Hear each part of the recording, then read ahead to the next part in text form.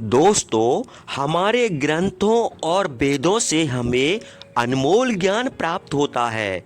इसलिए जब भी हमें समय मिले तो हमें इनका अध्ययन भी करना चाहिए। आज हम YouTube के माध्यम से महाभारत का प्रसंग प्रस्तुत कर रहे हैं कि आखिर कौरवों और पांडवों के वंशज कौन थे। चंद्रवंश क्षत्रियों का प्रधान कुल था।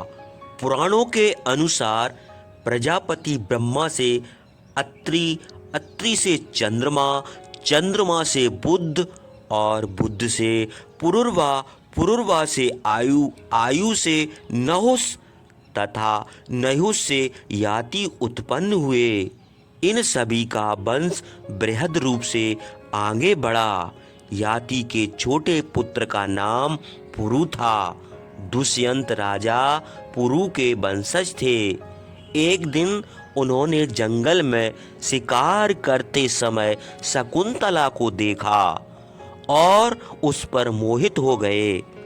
वे उसके पीछे काणव ऋषि के आश्रम में पहुंच गए।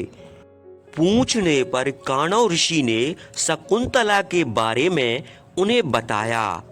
एक बार महर्षि विश्वामित्र की तपस्या के प्रभाव से देवराज इंद्र का आसन डोलने लगा। उन्होंने प्रमुख अप्सरा मेनका को विश्वामित्र की तपस्या भंग करने के लिए पृथ्वी पर भेजा। कठिन प्रयास से मेनका अपने कार्य में सफल हुई। तब बहुत दिनों तक विश्वामित्र के साथ रहकर मेनका ने एक सुंदर पुत्री को जन्म दिया। जब विश्वामित्र का आकर्षण टूटा तो वे पुनः तपस्या करने चले गए। स्वच्छंद स्वभाव की मेनका नवजात पुत्री को मालिनी नदी के तट पर छोड़कर देवलोक लौट गई। उसी दिन काणव ऋषि वहां से गुजर रहे थे। उन्होंने देखा कि दो शंकुत पक्षी एक नवजात शिशु की रक्षा कर रहे हैं। अतः उन्होंने उसका नाम शकुंतला रख दिया। फिर वे उसे अपने आश्रम ले आए और अपनी पुत्री मानकर पालन पोषण करने लगे। यह सब जानकर शीघ्र ही राजा दुष्यंत ने शकुंतला से विवाह कर लिया। बहुत दिनों तक साथ रहने के बाद राजा दुष्यंत शकुंतला को वापस लौटने का वचन देकर अपने राज्य में चले गए। उन्होंने शकुंतला को एक अंगूठी दी जिस पर दुष्यंत का नाम लिखा हुआ था। शकुंतला गर्भवती हो गई थी। एक दिन दुर्वासा ऋषि काणव के आश्रम में आए। शकुंतला दुष्यंत के विचारों में खोई हुई थी, अतः उसे ऋषि के आने का भान नहीं हुआ। तब क्रोधित ऋषि ने उसे शाप दिया कि वह जिसके बारे में सोच रही है वो उसे भूल जाएगा।